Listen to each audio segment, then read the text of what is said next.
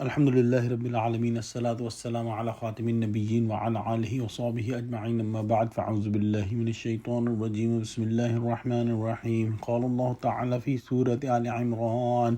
ومکروا ومکر اللہ واللہ خیر الماکرین۔ ترجمہ: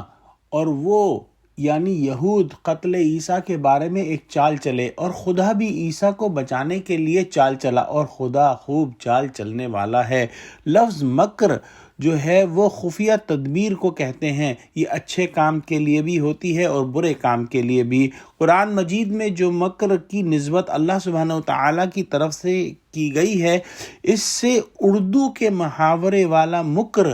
مراد نہیں ہے، بلکہ عربی کے معنی مراد ہیں، یعنی خفیہ اور لطیف تدبیر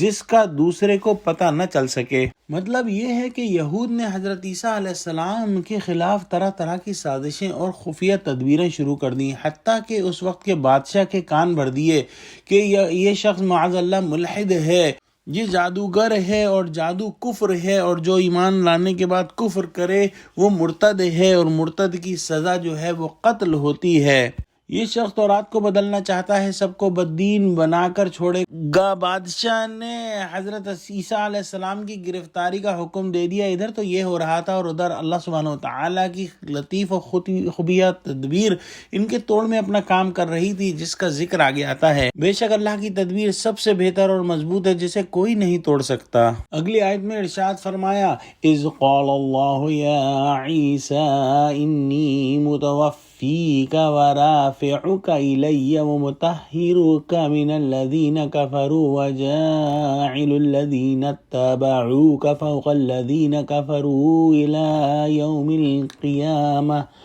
ثم الی مرجعکم فاحکم بینکم فیما کنتم فیہ تختلفون۔ ترجمہ: اس وقت خدا نے فرمایا کہ عیسیٰ، میں تمہاری دنیا میں رہنے کی مدت پوری کر کے تم کو اپنی طرف اٹھا لوں گا اور تمہیں کافروں کی صحبت سے پاک کر دوں گا، اور جو لوگ تمہاری پیروی کریں گے ان کو کافروں پر قیامت تک فائق و غالب رکھوں گا۔ پھر تم سب میرے پاس لوٹ کر آؤ گے تو جن باتوں میں تم اختلاف کرتے تھے اس دن تم میں ان کا فیصلہ کر دوں گا۔ عربی زبان کے اندر توفی لفظ جو ہے اس کا اصل معنی موت نہیں بلکہ کسی چیز کو پورا لے لینے اور اٹھانے کا ہے۔ قرآن مجید میں یہ لفظ نیند کے لیے بھی استعمال ہوا ہے، اور قرآن کے اندر یہ دیگر معنوں کے اندر بھی استعمال ہوا ہے، جیسا کہ موت کے لیے استعمال ہوا ہے جس کے اندر جسم یہیں رہ جاتا ہے جبکہ جان اور روح نکل جاتی ہے۔ نیند کے اندر جسم اور جان یہیں رہتا ہے جبکہ روح چلی جاتی ہے عارضی طور پر، اور پھر انسان جب اٹھتا ہے تو پھر واپس روح جو ہے بدن کے ساتھ مل جاتی ہے۔ اور ایک معنی یہ ہے کہ اللہ سبحانہ وتعالی نے عیسیٰ علیہ السلام کو جو ہے جسم، جان اور روح تینوں چیزوں کے ساتھ پورا آسمان پر اٹھا لیا، جیسا کہ متواتر احادیث کے اندر آتا ہے کہ اللہ سبحانہ وتعالی نے حضرت عیسیٰ علیہ السلام کو زندہ جو ہے آسمان پر اٹھا لیا، اور وہ آسمان پر زندہ ہیں،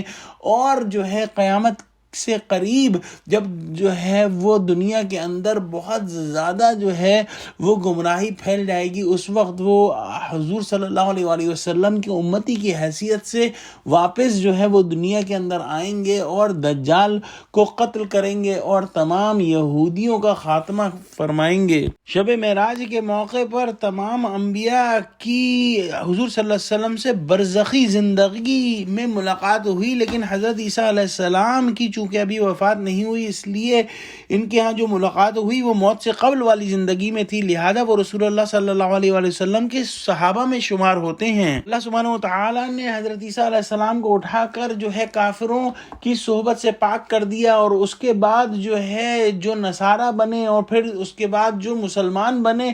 وہ جو ہے یہودیوں کے اوپر جو ہے غالب رہے۔ ان سب کو جو ہے اللہ سبحانہ وتعالی کی طرف لوٹ کر جانا ہے، اور پھر اللہ سبحانہ وتعالی ہی قیامت کے دن فیصلہ فرما دیں گے، اور بے شک اللہ سبحانہ وتعالی سب سے اچھی چال چلنے والے اور سب سے اچھا فیصلہ فرمانے والے ہیں۔ یا اللہ ہم کو قرآن کا فہم عطا فرما، آمین۔ وآخر دعوانا الحمدللہ رب العالمین، والسلام علیکم ورحمۃ اللہ وبرکاتہ۔